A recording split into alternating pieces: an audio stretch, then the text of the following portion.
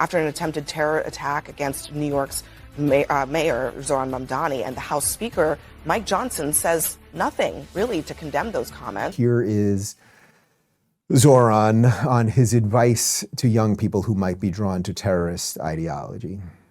So given that both of the alleged attackers at Gracie said they were inspired by ISIS, and given New York City's sort of perennial status as a soft target, I was wondering if you had any, words of advice to any young people who might find themselves being drawn to that particular ideology. I think first and foremost, just to make it clear to everyone that extremism and hatred of any kind will not be tolerated in our city.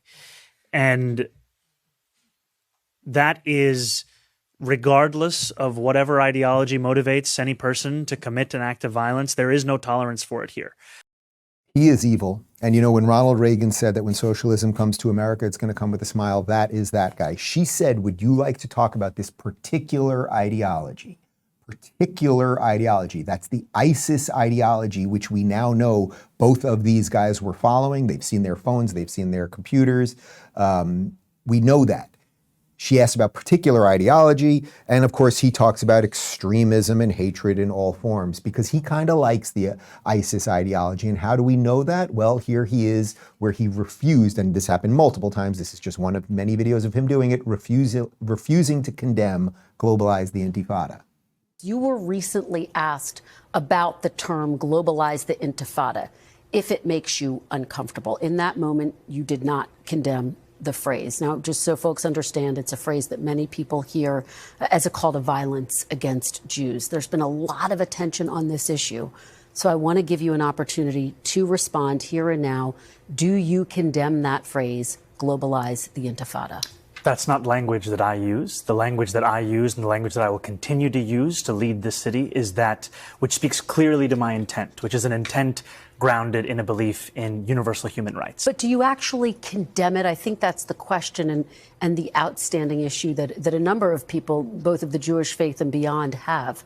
Do you condemn that phase, globalize the Intifada, which a lot of people hear as a call to violence against Jews? I've heard from many Jewish New Yorkers who have shared their concerns with me. I don't believe that the role of the mayor is to police speech in the manner especially of that of Donald Trump, who has put one New Yorker in jail who's just returned to his family, Mahmoud Khalil, for that very supposed crime of speech.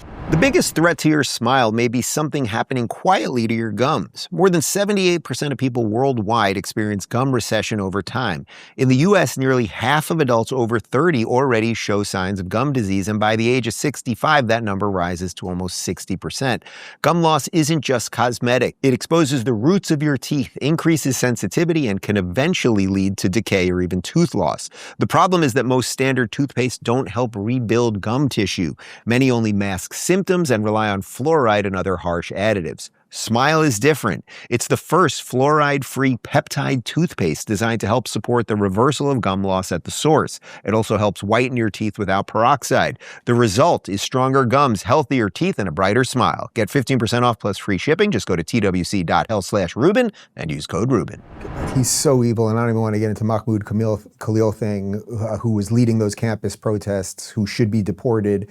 Who is not a legal citizen, who just had dinner with him at Gracie Mansion, I think the night after this bombing. You might have had the police officer, can you grab the image of the police officer, that incredible man, and what is his name, jumping over the barricade to figure out what was happening with the bomb? You could have had him over for dinner. You didn't do that. It's the image of the year already. When Time Magazine or one of those Newsweek, when they do their image of the year, it's the image of the year.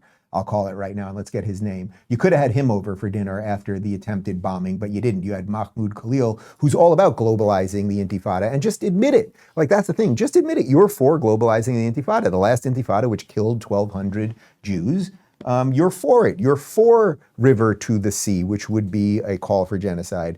Chief Aaron Edwards is the man, and I think we might have the image. Look at this image. This is the image of the year. Chief Aaron Edwards, God bless this guy. So the bomb gets thrown, there he is jumping over that barricade. That's the guy you should have had over for dinner. Instead, you had the LARPing terrorist over for dinner, right? You had the guy who was making sure that Jews and other students who wanted to go to campus safely at Columbia couldn't get in, who was, I'm for the universality of blah, blah, blah. No, you're not. No, you are not. No, you are not. But how is it that you became mayor? Well, it's partially because there's a media layer that runs cover for you people. So we read you yesterday what I said was probably the most ridiculous thing I've ever read on the show, the CNN tweet about the bombing, where they completely fabricated a wonderful children's story about two young guys who were just having, it was a spring day and they just wanted to bring a Molotov cocktail and an IED to the city, you know. Here's Abby Phillip on her show, and well, listen to how she framed it. Two Republicans say Muslims don't belong here after an attempted terror attack against New York's Mayor Zohran Mamdani, and the House Speaker Mike Johnson says nothing really to condemn those comments.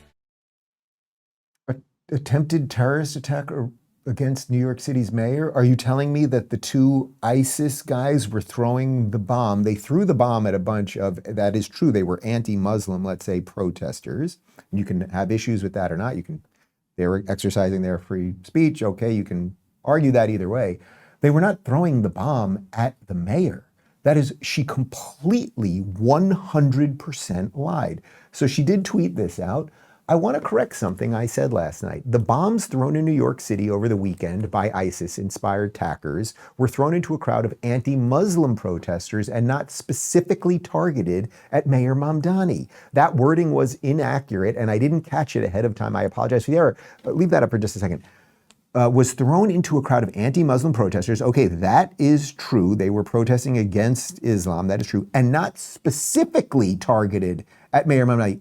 What are you talking about? Specific? It had nothing to do with Mayor Mamdani. They are on Mayor Mamdani's side on this. So even in her apology, that woman, she is so damn dim.